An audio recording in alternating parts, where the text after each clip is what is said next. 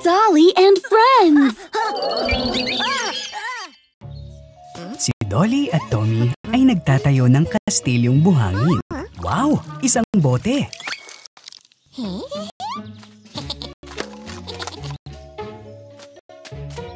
Ano ang nasa loob? Binuksan ni Dolly ang bote. Isang mapa!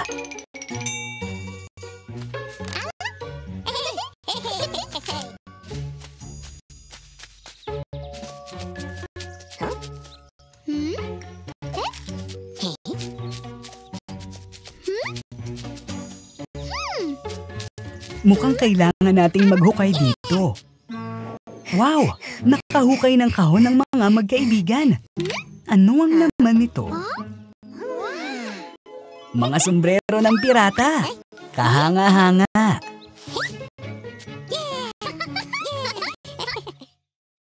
Nakakita sina Dolly at Tommy ng kakaibang kahon sa tabing dagat at inuwi nila ito.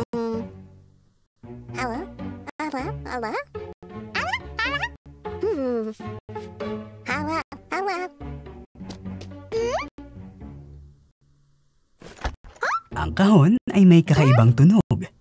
Parang may laman. Yan ay...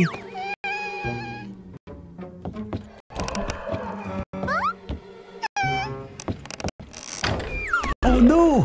Yan ay isang nakakatakot na kalansay.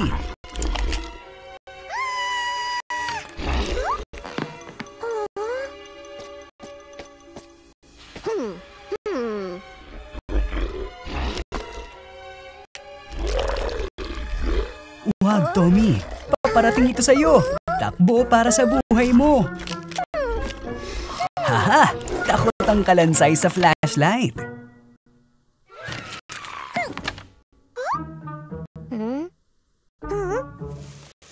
Binalik ng mga kaibigang hayop ang kahon.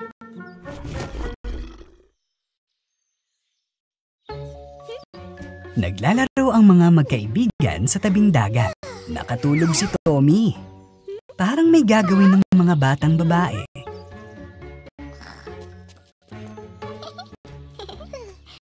Haha! Naging alimango si Tommy.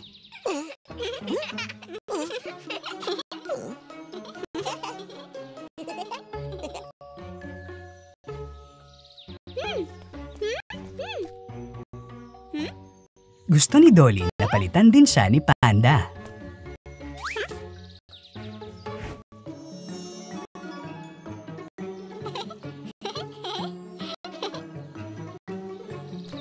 Tinawag ni Panda si Thorny para palitan siya.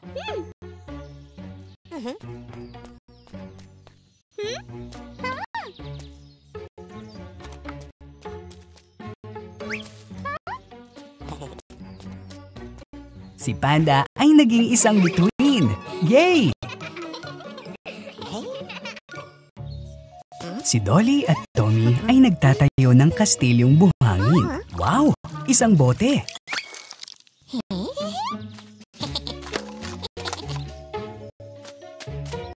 Ano ang nasa loob?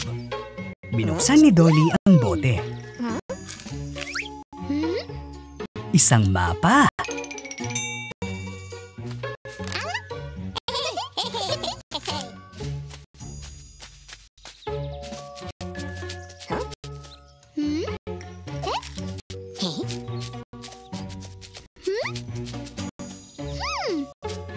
Mukhang kailangan nating maghukay dito. Wow! Nakahukay ng kahon ng mga magkaibigan. Ano ang laman nito? Mga sombrero ng pirata. Kahanga-hanga.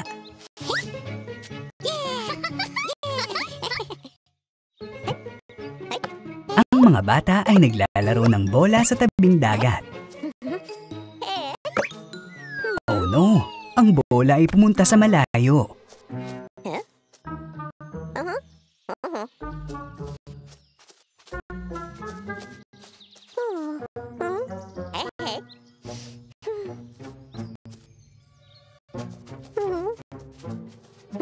Ano bang kinakatakot ni Tommy?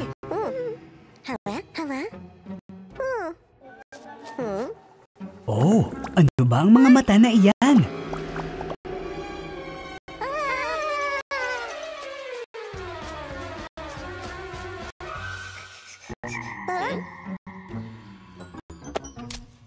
Haha! Isang palaka! Pinagulong niya ang bola papunta sa mga magkaibigan. Salamat, palaka!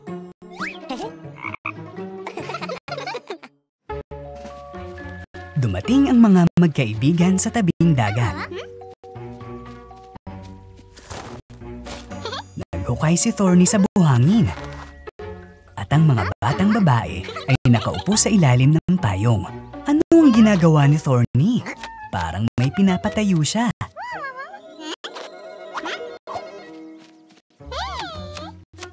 Wow! Isa itong dinosaur! Sinabi ni Panda na ito ay napakaliit.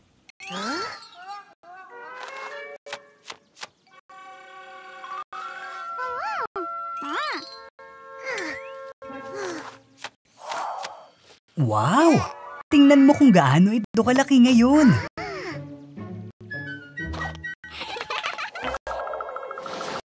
Ano? Totoo ba ito?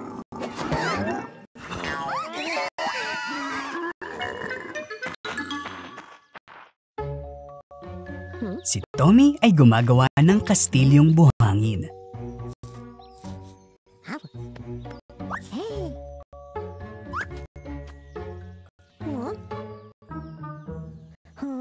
Mukhang nawawala ang kabibi.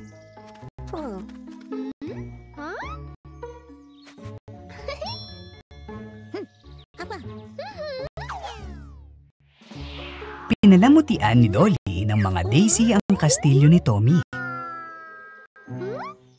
Mukhang hindi nagustuhan ni Tommy ito ng husto. Andiyan na si Thorny. Mukhang alam niya kung ano ang gagawin. Ang hedgehog ay nagtayo ng bahay na gawa sa buhangin para kay Dolly. Ang batang babae ay nagdekorasyon ng maganda. Nag-uusap sina Dolly at Panda. Itinabi ni Dolly ang laruan at umuwi kasama si Panda. Biglang nahulog ang laruan. Natagpuan ng aso ni Johnny na pulis ang laruan at gusto nilang ibalik ito sa may-ari nito. Natakot sina Sheep at Panda at mas mabilis silang nagmaneho.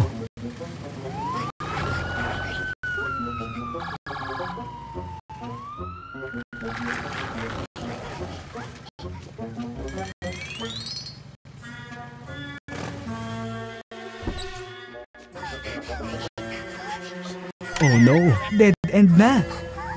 Nahulog sa takot ang mga batang babae. Ang kanilang mga tuhod ay nanginginig. Naglabas ng laruan ang pulis na si Johnny at ibinigay kay Dolly.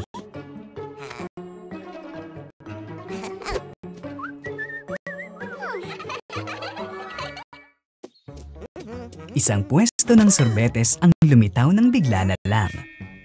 May ideya si Johnny. Gusto ni na Panda at Dolly ng sorbetes habang sila ay lumalakad.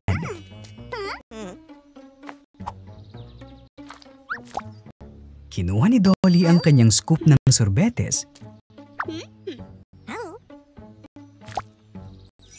Pero hindi iyon sapat para kay Panda.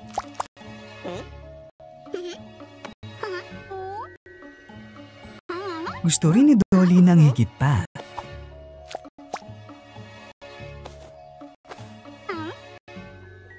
Gusto pa ni Panda ng mas maraming sorbetes.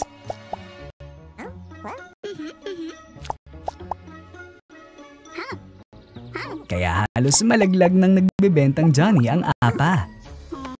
Parehong nahulog ni Panda ang isa sa mga scoop. Haha! Si Dolly ay may sariling maliit na tindahan. Bumili si Panda ng isang piraso ng cake mula sa kanyang kaibigan. Gusto rin ni Tommy ng cake, pero wala siyang pera. Hindi, Tommy! Hindi pwedeng dinosaur. At hindi rin ng isang higad. At bumili si Dragon ng ilang mga paborito niyang pagkain. Oh, ang palaka ay nasa ulo ni Dolly. Siya ay galit. Malungkot si Tommy.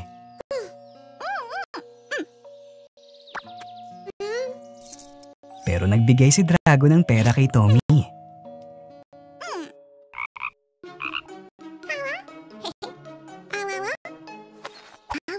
Nagulat si Dolly. Pero binigyan pa rin niya siya ng isang piraso ng cake. Ngayon, mukhang masaya ang lahat.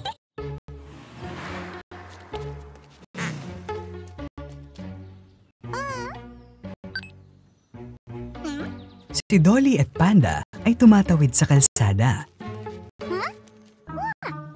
Naguguluhan ng pato. Sinusubukan ng kanyang mga kaibigan na tawagan siya. Biglang nasira ang traffic light. Isang bangungot.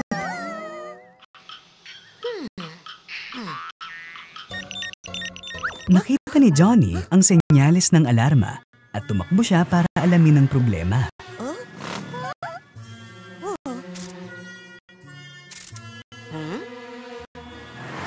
Alam niya ang punto at pinahinto niya ang mga kotse para ligtas na makadaan ang pato.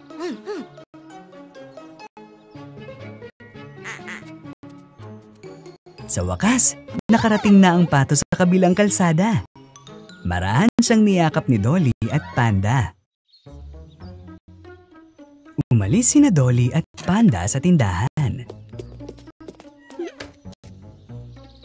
Si Panda ay may bubble gum. Lumulobo ito kaya sobrang saya.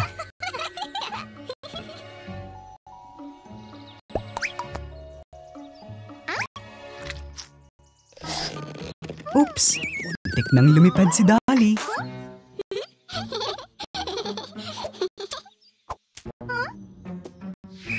Nagalit si Johnny na pulis sa kaguluhang ginawa ng mga batang babae.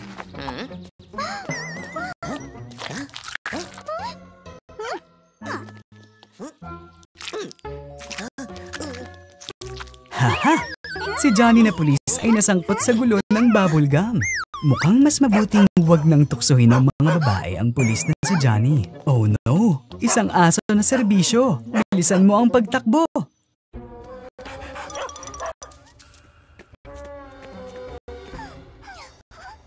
Mga bata, ang aso ay nasa labas pa rin.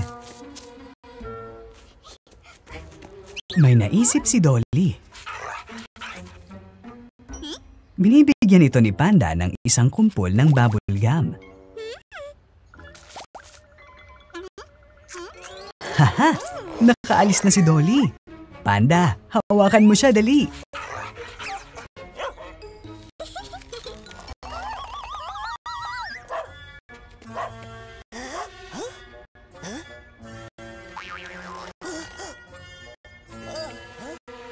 Bakit kailangan ni Johnny ng kutsyon?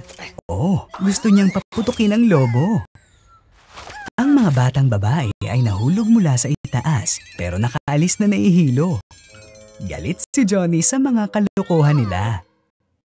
Nagmaneho si Thorny ng kanyang kotse papunta sa tindahan. Nakita ng pulis na si Johnny ang kotse sa maling lugar at nagbigay ng tiket ng multa.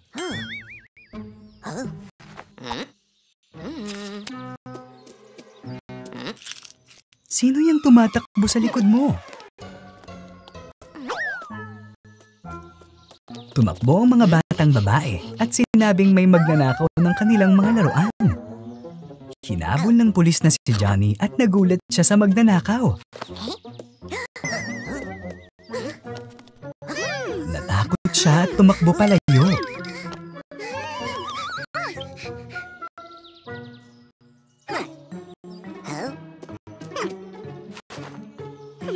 Naibalik sa mga batang babae ang kanilang mga laruan. Salamat, Johnny na pulis! Naglalakad sina Dolly at Tommy sa kalsada na may dalang bola. Sinubukan ni Panda na tumakas mula kay Johnny na pulis sakay ng scooter at natumba niya ang bola sa mga kamay ni Dolly.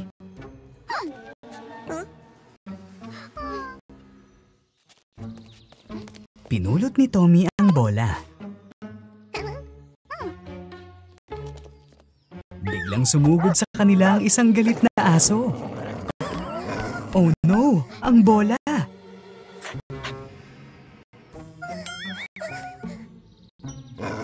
Hinabol ng aso ang mga magkaibigan, pero nagawa nilang umakyat sa bakod.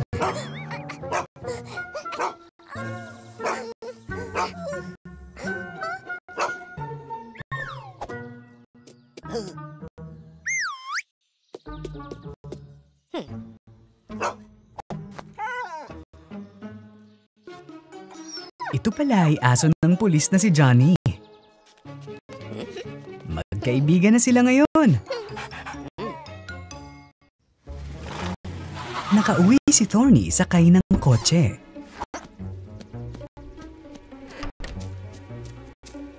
Mukhang may naisip sina Dolly at Panda. Oh no! Nakalimutan ni Thorny na isara ang kotse at aalis na ang mga batang babae. Natuklasan ni Thorny ang nawala. Nagmaneho sina Sheep at Panda papunta sa isang latian. Hindi nila ito maalis.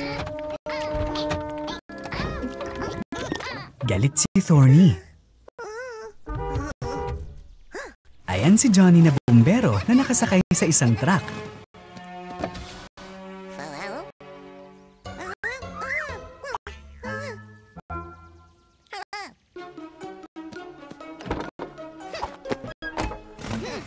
Hinahanap nila ang kotse.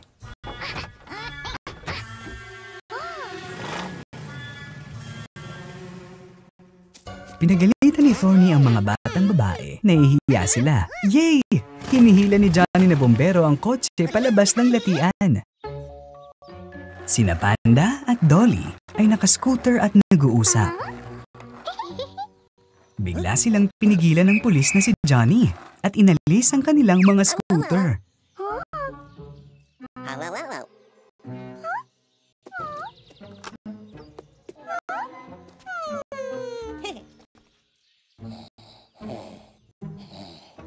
Si Tommy ay nakikipagkarera sa skateboard.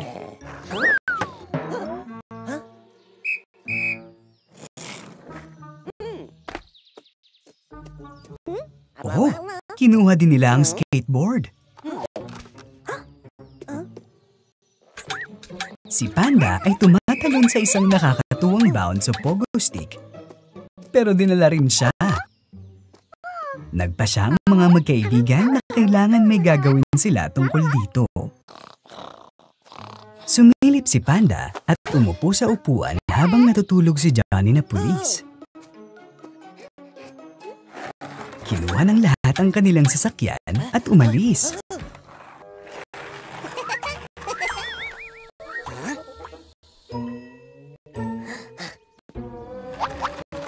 Oh no! Si Johnny na pulis ay humahabol sa mga magkaibigan. Inaayos ni Thorny ang isang kotse na malapit. Nagpa siya ang mga magnanakaw na nakawin nito. Grabe ang habulan!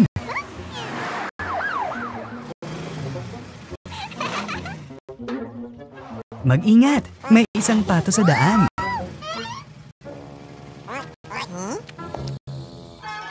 Paparating na si Johnny na pulis. Umalis ka na! Madilim na at naubusan ng gasolina ang kotse. Hindi na sila makapagtago ngayon. Naaresto ang mga magkakaibigan.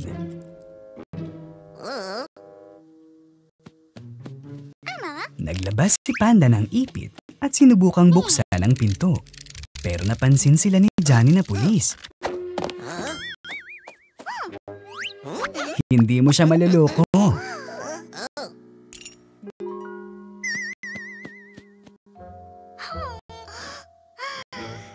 May ideya si Tommy.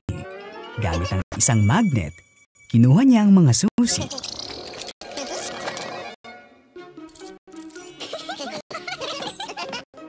At nagtakbuhan ng mga magkakaibigan.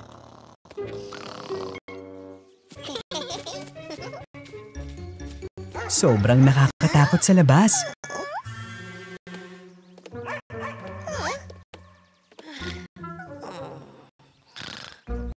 Dumating si tatay at nagalit dahil nakatulog si Johnny na pulis.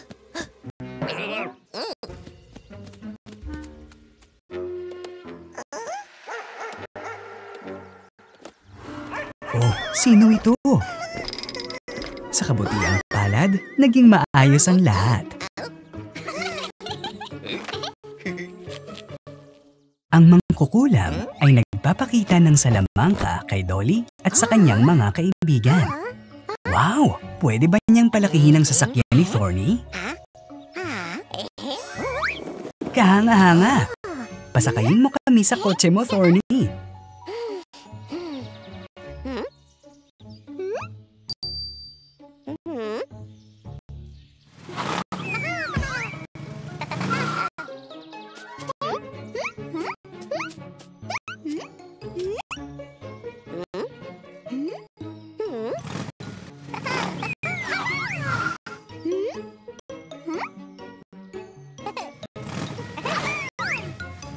Oh no! Lumiit ang kotse!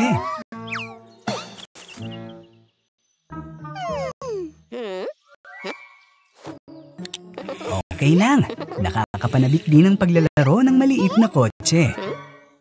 Dumating sina Dolly, Panda at Baby Dragon sa aralin sa Mahika kasama ang mangkukulam. Ang gagandang mga bola!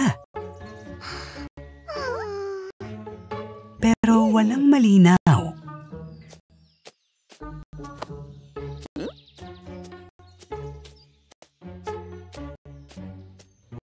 Ang mga aklat na ito ay dapat makatulong sa iyo. Oh, kinain na ni Baby Dragon ang libro. Dolly, kainin mo na rin ang sa akin. Dolly, kainin mo na rin ang sa akin. Yan ay napakasama. Baka mas mabuti na magbasa ng mga libro kaysa kainin ang mga ito.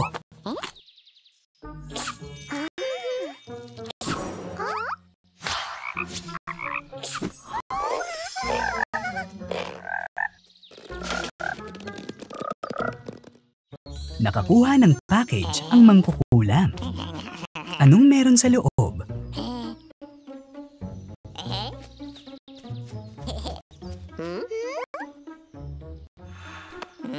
Isang walis. Ngayon ay matututong lumipad sina Dolly, Thorny at Dragon gamit ang walis.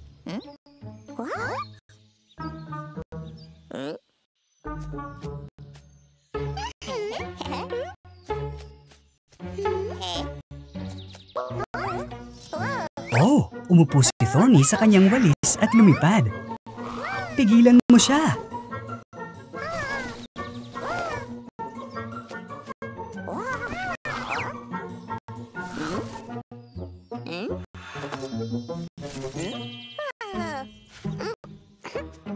Buti pa, turuan tayo ng mangkukulam kung paano lumipad gamit ang walis. Nagbabasa ng libro ang mangkukulam. Nasaan na ang mahiwagang tungkod? Hinanap siya ng mangkukulam. Si Dolly at Panda ay nakakita ng mahiwagang salamin. Oh no! Ang masamang Dolly ay lumitaw.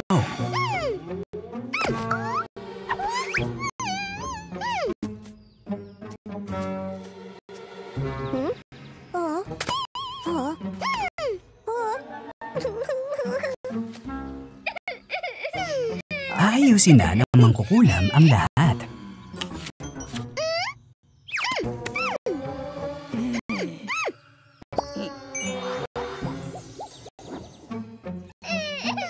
Yay! Ang sarap kapag kaya mong ayusin ang lahat gamit ang mahika. Si Dolly at Tommy ay naiinip na nakaupo na walang ginagawa.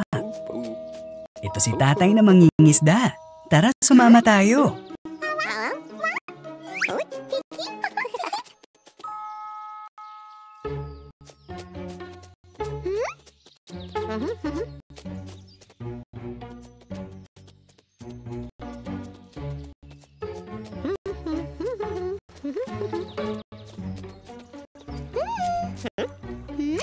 Ano ito? kami makahuli ng isda. Niligtas kami ni tatay. Kailangan nyo ng isang piraso ng tinapay.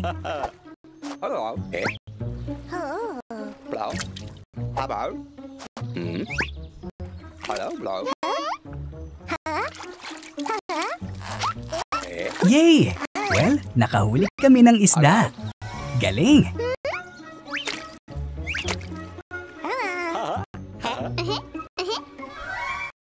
Si Thorny at Dolly ay bibisita sa mangkukulam. Napakaraming magagandang bulaklak malapit sa bahay. Pitasin natin sila para sa tungkos? Hindi pwede.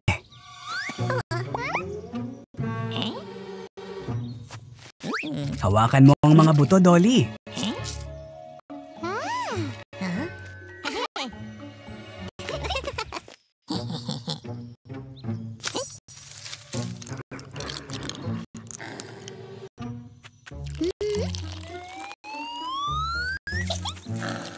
Oh! Ang mga ito ay hindi ordinaryong mga bulaklak, pero mga critters. Tara, takbo palayo sa kanila, dali!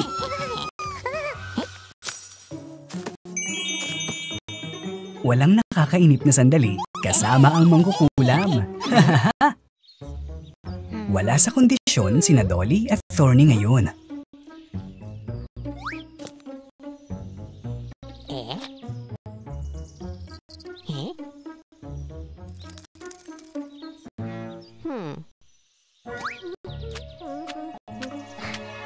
Oh, naglabas si Tommy ng mga bula ng sabon. Kahanga-hanga.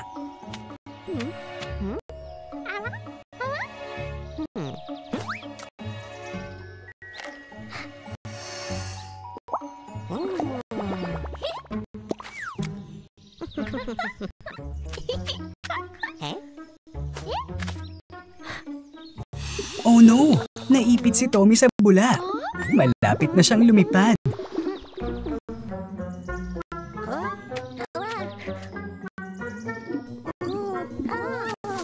Phew! Naligtas si Tommy. Masaya yun. Naglalaro si Dolly ng bola. Oh, saan napunta ang bola ni Dolly? Sino ang nagtatago sa mga palumpong? Ang mangkukulam. Nagiging makulit na naman siya. Nakakita si Dolly ng berry bush. Kay sarap ng mga berry na ito. Oh no! Lumaki ng husto si Dolly. At ngayon si Dolly ay naging napakaliit. Thorny, naririnig mo ba si Dolly? Hindi niya naririnig. Ano ang dapat nating gawin?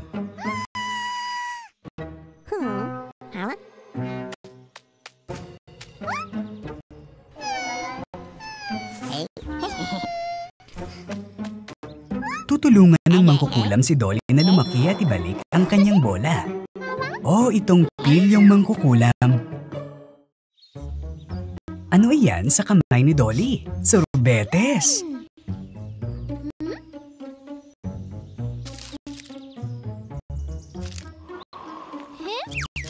Hindi maalis ni Dolly ang balot. Ang gulo!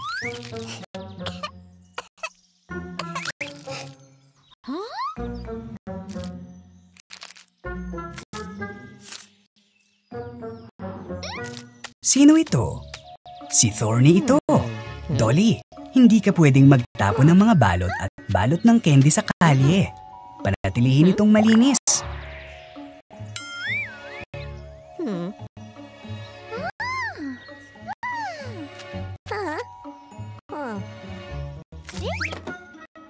Magaling, Dolly.